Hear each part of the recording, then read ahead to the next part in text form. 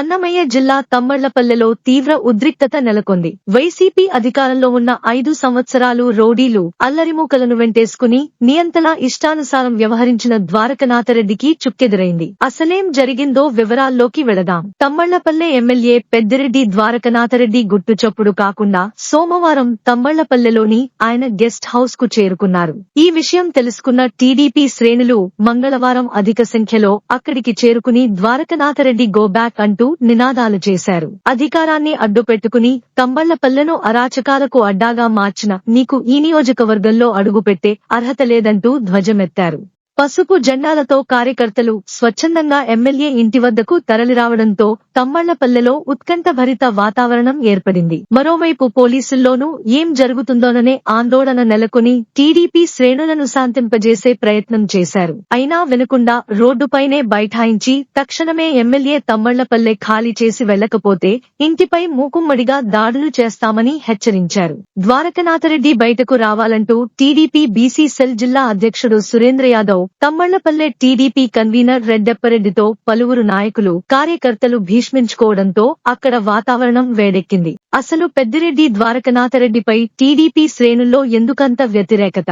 ఆయన ప్రాతినిధ్యం వహిస్తున్న నియోజకవర్గంలోకి ఆయనెందుకు రాకూడదు అనే సందేహాలను గతం మరచిన కొందరిలో కలగవచ్చు. ప్రజాస్వామ్యంలో ఇలాంటివి చేయకూడదు. అయితే ఇలాంటి ప్రశ్నలకు సమాధానంగా ఇవన్నీ వాళ్లు నేర్పినవే అంటున్నాయి టీడీపీ వర్గాలు. వైసీపీ అధికారంలోకి వచ్చిన మరుసటి ఏడాదిలోనే తమ్మళ్లపల్లె పర్యటనకు బయలుదేరిన టీడీపీ నాయకులు నల్లారి కిషోర్ కుమార్ రెడ్డి, శంకర యాదవ్ తదితరులపై అంగళ్లు టమోటా మార్కెట్ సమీపంలో జాతీయ రహదారిపై అడ్డగించి దాడులు చేయడమే కాకుండా అప్పటి మదనపల్లె డీఎస్పీ రవిమనోహరాచారి టీడీపీ నాయకులపైనే కేసులు నమోదు చేశారు. ఆ తర్వాత గతేడాది ఆగస్టులో ప్రస్తుత ముఖ్యమంత్రి అప్పటికే జెడ్+ భద్రత కలిగిన నారా చంద్రబాబు నాయుడు మీదనే అంగళ్లులో దాడి చేయించారు. అంతటితో ఆగకుండా చంద్రబాబు సహా వందలాది మంది టీడీపీ నాయకులు, కార్యకర్తలపై 307 తో పాటు పలు సెక్షన్ల కింద అక్రమంగా కేసులు బనాయించారు. ఇవి మాత్రమే కాకుండా ఎక్కడా వేరే పార్టీ జెండాలు కనపడనిచ్చేవారు కాదు.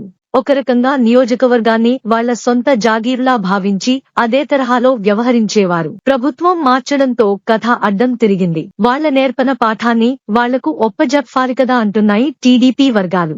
మొత్తం మీద ఒకప్పుడు ఉత్తర కొరియా నియంత కిమ్ జోంగ్ ఉన్ తరహాలో శాసించిన వైసీపీ నాయకులు, మరీ ముఖ్యంగా పెద్దిరెడ్డి కుటుంబానికి గడ్డుకాలం మొదలైందనే వ్యాఖ్యలు వినిపిస్తున్నాయి. ఎమ్మెల్యే గారి లాండ్ వెళ్ళిపోతే మేము ఎందుకు